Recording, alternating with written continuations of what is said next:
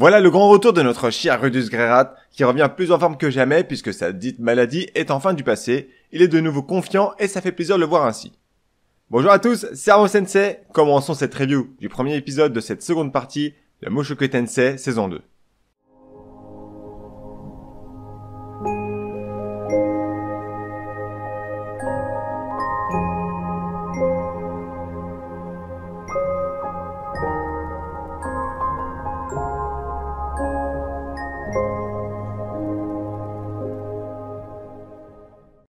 Ah, y a pas à dire, ça fait quand même du bien de retrouver les séries qu'on kiffe quand même, c'est le pied.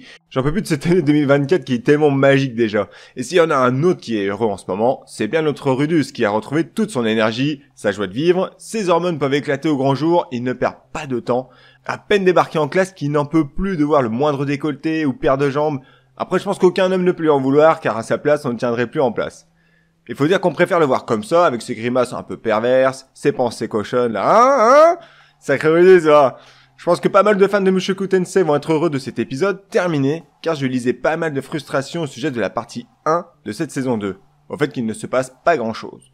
Car c'est vrai que si on peut la résumer très rapidement, on retiendrait genre Rudus qui recherche un moyen pour bander à nouveau, quoi, et allez, ça demande un mariage à Sylphie. Et c'est vrai que dit comme ça fait très léger, j'en attends davantage d'ailleurs de cette deuxième partie, mais quelque chose me dit que malheureusement pour moi, je pense que je vais être assez déçu, car ça va être assez ressemblant à la première partie. En tout cas, ça en prend le chemin. On y voit Rudus en train de chercher quoi faire une fois marié, alors il demande conseil à ses potes Zanoba et Cliff, qui lui conseillent de commencer par acheter une maison. Alors je vais même pas faire de brainstorming sur ce sujet-là. Effectivement, acheter une maison me paraît être un bon début. Il a demandé la main à Sylphie, donc sûrement qu'ils vont fonder une famille. L'achat d'une maison n'est pas déconnante, c'est sûr. D'ailleurs, on peut être un peu surpris du sérieux qu'il prend à vouloir bien faire les choses pour son tout jeune couple qu'il forme avec Sylphie. Faut dire que c'est en quelque sorte sa première véritable histoire d'amour. Attention, évidemment, je n'oublie pas Eris, ne vous inquiétez pas. J'ai même hâte de voir ce que vont donner leurs retrouvailles. D'ailleurs, j'imagine bien une Eris balèze là, avec des muscles bien dessinés vu que Guylaine l'entraîne. Ça ferait un joli contraste avec la petite Sylphie. Mais pour en revenir avec sa relation avec Sylphie, ouais, comme nous tous, lorsqu'on a commencé à vivre avec quelqu'un pour la première fois, c'est un sacré engagement, mine de rien. Ça change toute une vie, on veut bien faire, montrer qu'on est à la hauteur, alors on prend son temps, on s'interroge, on demande conseil et avis à nos amis, à nos proches, puis une fois toutes les informations rassemblées, hop, on fait le tri et on se lance. C'est globalement ce que fait Rudus ici, en demandant certes uniquement à 2 amis, mais c'est déjà mieux que 0. Alors sans perdre un instant, Rudus se rend chez l'agent immobilier du coin, et feuillette la brochure pour trouver un bien rare. Il finit par mettre son dévolu sur une énorme bâtisse tout abandonnée, qui a besoin d'un bon coup de nettoyage pour être enfin prête à accueillir sa nouvelle famille. Mais avant cela, il doit enquêter, car si cette demeure n'est pas occupée depuis très longtemps, c'est parce qu'une rumeur suppute qu'une entité entrait les lieux et massacrerait tout individu présent durant la nuit.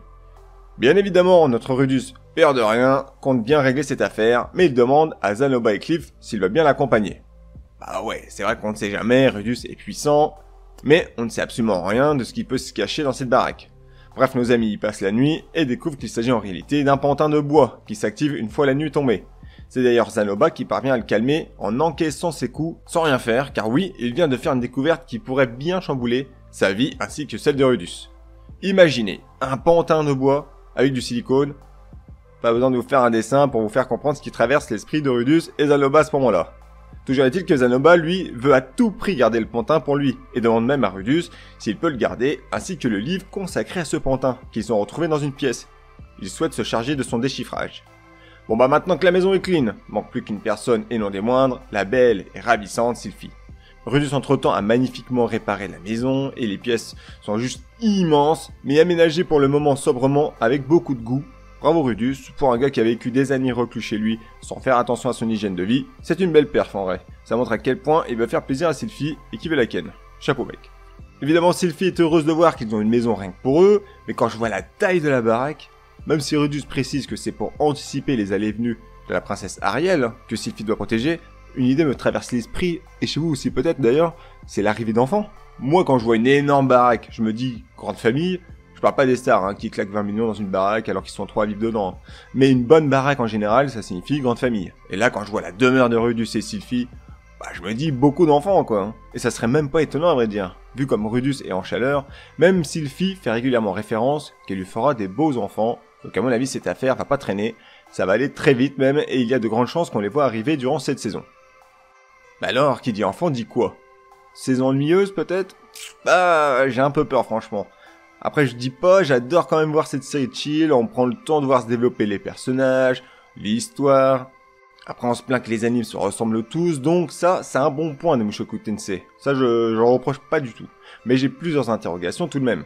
La première et la plus évidente, c'est ce qui concerne sa mère Zenith. Le mec stresse à la base de vouloir se dépêcher de retrouver sa mère, il passe une année à l'académie de Ranoa, ce que je peux comprendre, ça par contre, ça sert strictement à rien de se rendre rapidement sur le continent de Bégalite si c'est pour mourir comme un con, là c'est clair. Tu joues pas à WoW pour aller directement farmer à la vallée de Stranglehorns. Bah là c'est pareil, mais par contre, prendre le temps de vivre une vie de famille en plus à côté, quand tu ne sais pas si ta mère est en vie ou si tout se passe bien, pour Roxy et son père Paul, je trouve ça plutôt étrange franchement. Encore il y aurait des nouvelles régulièrement, de la part des Linaise par exemple, qui les rassurent que tout va bien, pourquoi pas, en espérant qu'ils progressent tout de même au sein de Ranoa. Car ça c'est pareil, on ne voit pas ce putain de mec s'entraîner, et ça me rend dingue. On nous a parlé de cette académie nous disant qu'elle était la plus prestigieuse et dingue pour les mages.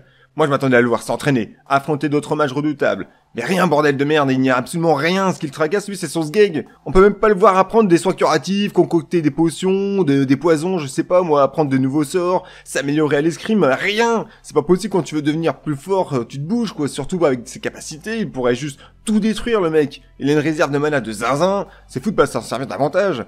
Je veux pas d'une deuxième partie ennuyeuse où je vais juste voir Rudius roucouler avec Sylphie et voir ses membres pousser comme des choux quoi, je veux autre chose. De l'entraînement quoi. Moi je veux le voir s'entraîner le mec. Évidemment que ça va être mignon de les voir s'il a des enfants avec Sylphie, mais franchement ça fait déjà la partie 1. On n'a pas eu grand chose à se mettre sous la dent. Alors si la partie 2, on se retape à peu près le même délire, putain va falloir attendre la saison 3 quoi pour avoir de l'action. En plus il y a l'empereur Badigadi quoi qui pourrait clairement le renforcer lui.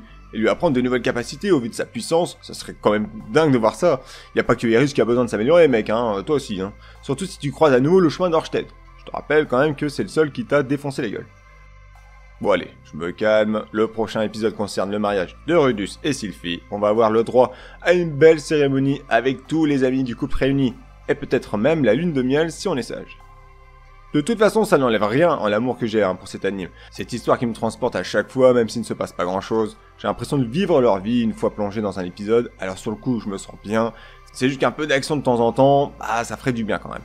Il me tarde de le voir se battre réellement quand même ce con. On se dit à la semaine prochaine pour le prochain épisode. Prenez soin de vous. Ciao ciao.